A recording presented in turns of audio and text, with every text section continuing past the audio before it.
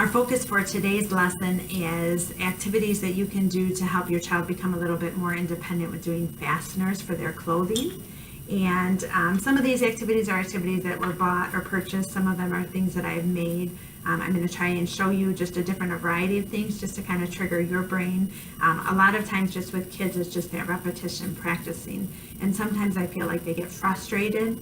So sometimes you may have those kiddos that shut down when you try to have them practice on their clothing. So we can find some different fun activities that you can do to try and increase that independence, but maybe kind of trick them into not knowing that they're working on those skills. That's something that can be helpful. So just to kind of show you a couple different things you might find at the store. This is actually an old doll, but they do make different, probably updated versions of it. And if you can see, he has different types of clothing on where you can practice on different fasteners.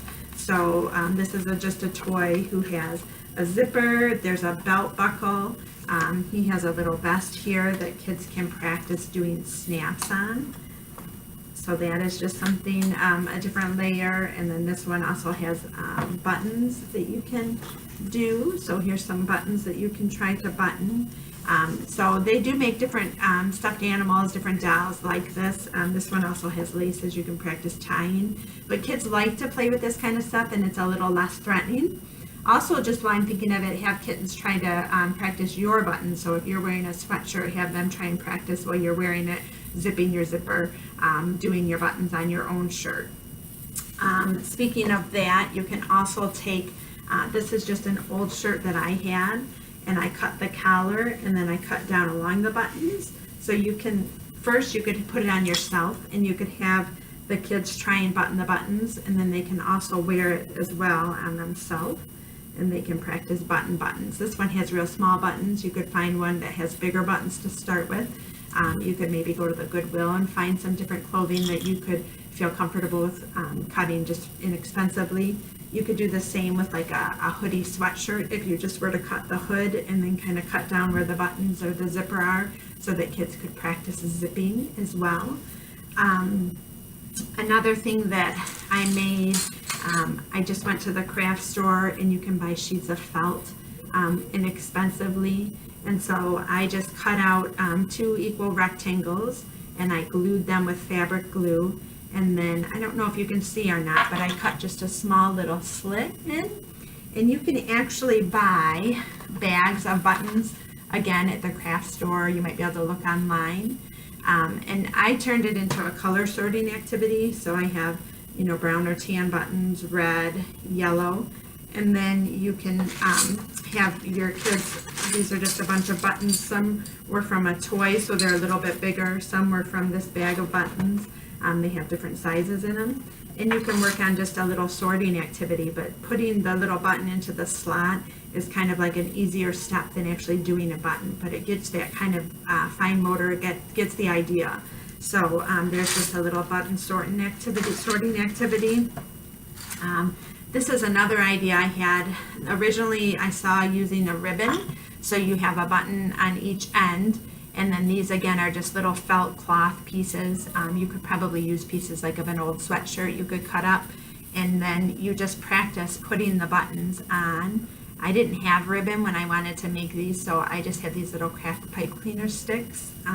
So you could just practice. Again, it gives you that idea of putting the button through the hole using your other hand to pull it through. So that's just something easy. You could use ribbon. You could use probably a piece of yarn. I use this pipe cleaner that I had handy. This is another thing. Again, just using felt.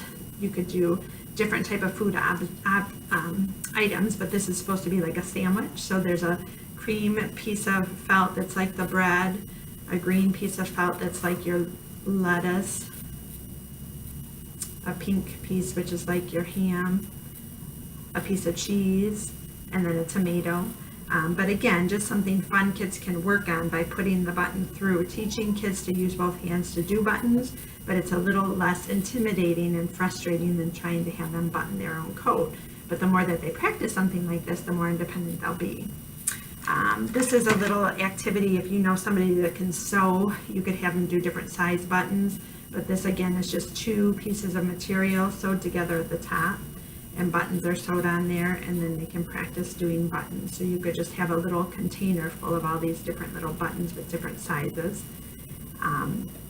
This is something I bought called the Wacky Web, but it has these holes, 2 pieces of material, and it's on a string. So you just try and keep feeding this button through this little maze, and you can try and have them see if they can get it all the way to the bottom or all the way to the top.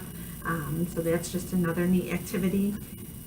This is just a container, looks like it's a Pringle container underneath that was just covered with paper, and then there's a little slit in the top. So again, you can just get your regular buttons, or if you have bingo chips, and just having the kids practice feeding the button into the container. And I just, like I said, cut a little slit in with a pair of scissors. So again, that's just getting that button motion, working their fingers together to increase that. This is a toy that is actually a very old one, but you might have something similar. Anything where you're kind of pushing something through is very helpful for learning how to do fasteners. This is just a Velcro Hamburger, and it has something similar to that homemade one with the different pieces of lettuce and cheese on the hamburger that you can button on. They also make a bunch of different books that have practicing doing the zippers. So you might have some of those laying around, and kids can practice going up and down. I have one for a button, and you have to button the bear's belt, and then you can go through and talk about the different things. But again, you have to practice that motion of pushing buttons through. So it goes through and says, I can button the dolly's belt, and you would button and unbutton the doll's belt, and then you can have the kids help you turn the page. It talks about a cat's collar. So you can find all these sorts of things. Here's another version of a book where you practice with the zipper. It's got a tie, Velcro, a buckle. Here's another puzzle board that has all the different fasteners. So these are pretty popular if you look in the children's toy store. If you know somebody that's handy, this is just a wooden frame, and then somebody has attached just this jean material, and they've done buttons, big buttons, small buttons, and then also one with a zipper. So if you know somebody that's handy, that might be something you can practice too. But again, lots of ideas for things you can do just on your own at home with things you have. Again, just having your child help to zip your sweater or sweatshirt, or button your sweater or sweatshirt. And then as they start to become more independent with that, then they can practice on themselves. It's going to be easier doing it on somebody else than on yourself, just because you don't have that motor planning of looking down visually. Takes a little bit more coordination than just looking straight ahead and working on something. Again, if you have any questions, please feel free to contact me. Thanks for watching.